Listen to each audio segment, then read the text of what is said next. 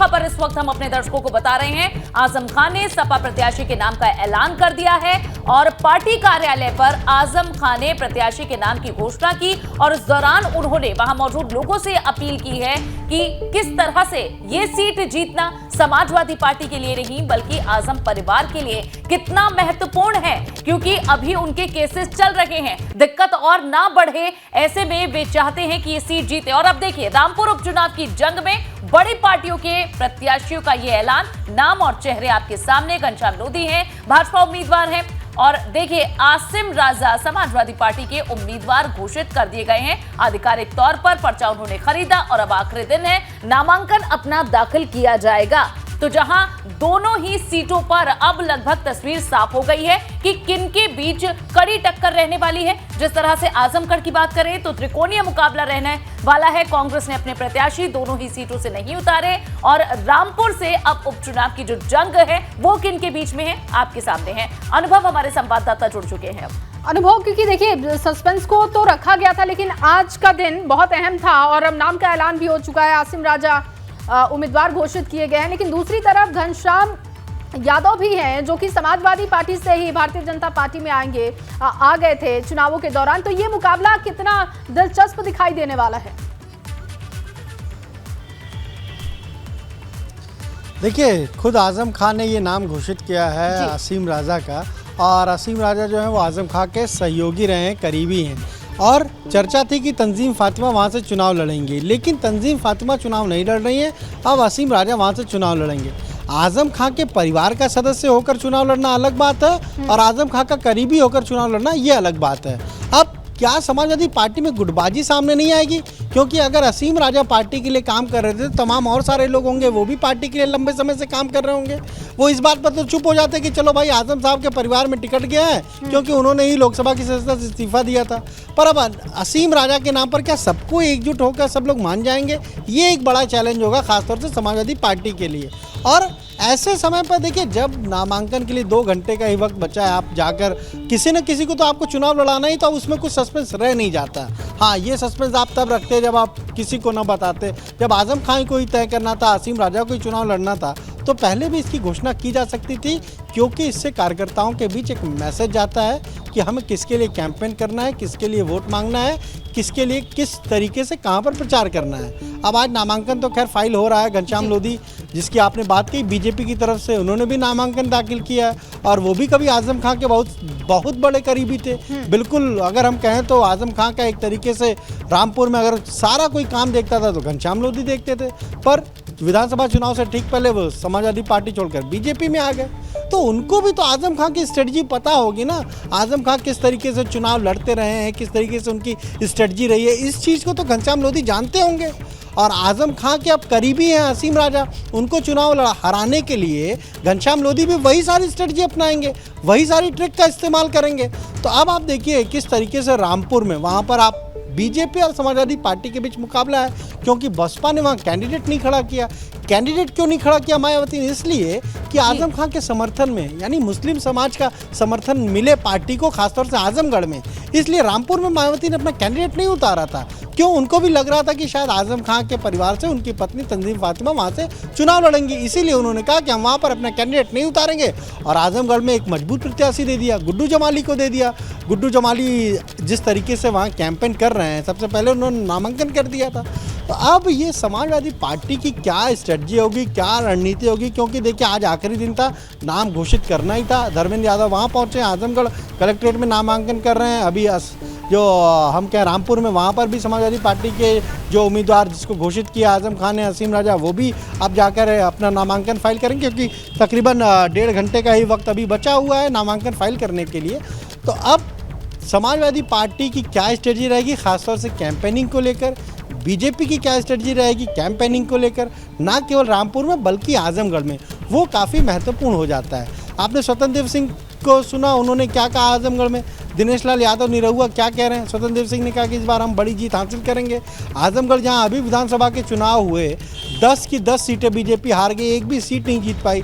2017 में तो फिर भी एक सीट जीत गई थी, इस बार तो एक भी सीट नहीं जीत पाई। तो वहाँ पर पार्टी करेगी हम लोकसभा का उपचुनाव जीतेंगे और मजबूती के साथ लड़ेंगे और ज़्यादा वोटों से जीतेंगे। तो ये बीजेपी की स्ट्रेटजी होगी। समाजवादी पार्टी की स्ट्रेटजी है कि वहाँ पर अगर अखिलेश यादव ने सीट छोड़ी तो परिवार से ही धर्मेंद्र यादव को लड़ाया जाए, कहीं ऐसा ना हो कि वहाँ जो यादव वोटर है जिसकी संख्या सबसे ज़्यादा है वो नाराज़ हो जाए समाजवादी पार्टी से कि अखिलेश यादव छोड़कर चले गए तो किसी और को कैंडिडेट बना दिया। इसीलिए आप देखिए सुशील आनंद के नाम की बिल्कुल घोषणा जिला अध्यक्ष ने वहाँ कर दी थी, पर जब मैसेज गया, फीडबैक यहाँ से गया, तमाम विधायकों ने स्वयं जो है हम कहें व्यक्तिगत तौर पर मैसेज भेजे अखिलेश यादव को कि इससे हमें और मुश्किल हो जाएगी, हमारा कैंडिडेट नहीं जीत पाएगा, तो फिर फैसला पलटा गया। डिम्पल यादव के नाम की चर्चा रही, लेकिन फाइनली वहाँ पर धर्मेंद्र यादव चुनाव लड़ने के लिए पहुँचे हैं। तो अब ये देखना होगा कि कौन किन मुद्दों को लेकर जाता है, कौन किस तरीके से अपने प्रचार की स्ट्रेटजी को तय करता है, क्योंकि दोनों जगहों पर दोनों जो उपचुनाव है वो बीजेपी के पास नहीं थी 2019 में, वो दोनों सीटें समाजवादी पार्टी के पास थी।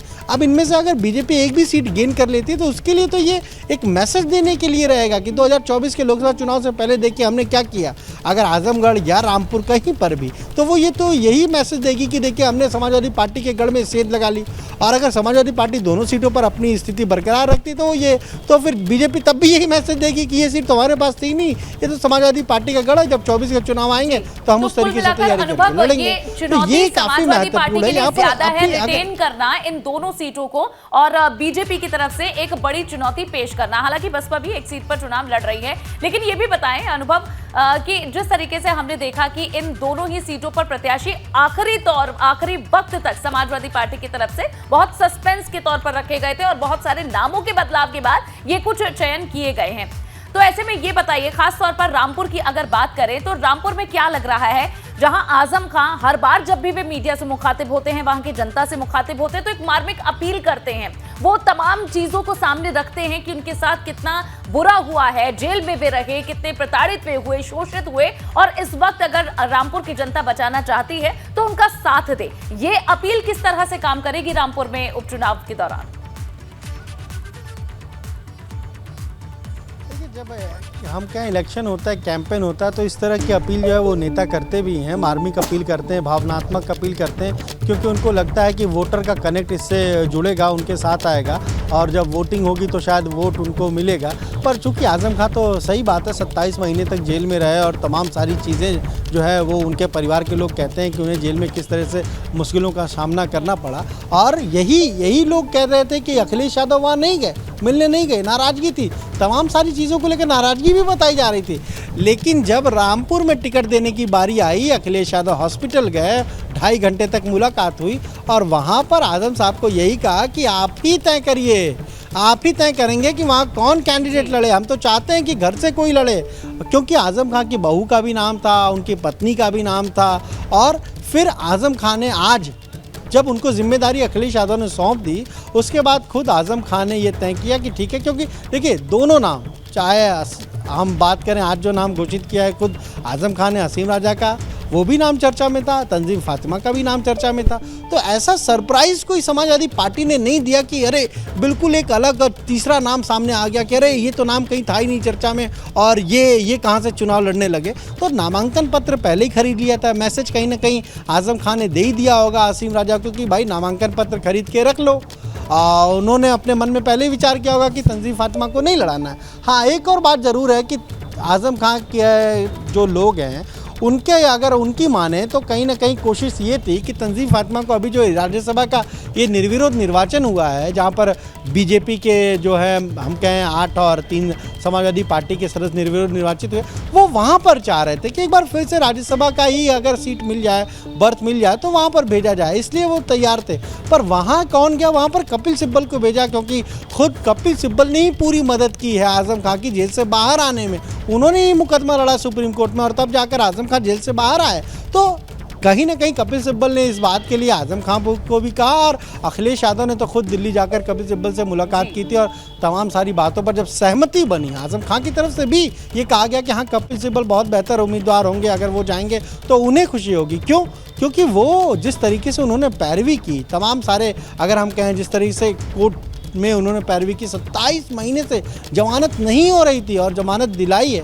तो एक तरीके से आज़म खां भी मानते हैं कि एक एहसान है और उन्होंने जिस तरीके से पैरवी की वो काफ़ी मददगार रही। इसीलिए वहाँ पर फिर ये तय हुआ कि ठीक है कपिल सिब्बल चले जाएंगे, अन्यथा अगर वो नहीं जाते तो वहाँ पर तंजीम फातिमा को जाना था, ये बात सभी लोग जानते हैं। फिर इसीलिए जावेद अली को वहाँ भेजा गया क्योंकि वो प्रोफेसर रामगोपाल यादव की चॉइस थे और एक मुस्लिम फेस थे, तो उनको भेज दिया गया। इसीलिए ये तय हुआ कि भाई अब जब आज़म खान ने रामपुर की सीट छोड़ दी है तो वहाँ के चुनाव में तंजीम फातिमा चुनाव लड़ें, इसके लिए सब लोग तैयार थे, अखिलेश यादव भी तैयार थे। पर जब वो हॉस्पिटल में मिलने गए तो उन्होंने यही कहा कि फाइनल क्या करना है, किसका नाम घोषित करना है, क्योंकि वहाँ पर आज़म खान ने कहा कि भाई वो अभी लोकसभा का चुनाव नहीं लड़ेंगी। इस तरह की भी बातें हुई तो उन्होंने कहा कि ठीक है, जिसका भी नाम घोषित करना है वो आप घोषित करिए, या आपके ऊपर तय है कि आप किसको चुनाव लड़ाते हैं। और फिर उन्होंने अपने जो खास हैं हसीम राजा, उनको आज उनके नाम का ऐलान कर दिया। पर जो एक बात मैं महत्वपूर्ण कह रहा हूँ कि क्या इससे जो रामपुर में समाजवादी पार्टी के कार्यकर्ता हैं जो लंबे समय से काम कर रहे हैं, क्या उनके बीच एक सवाल नहीं पैदा होगा?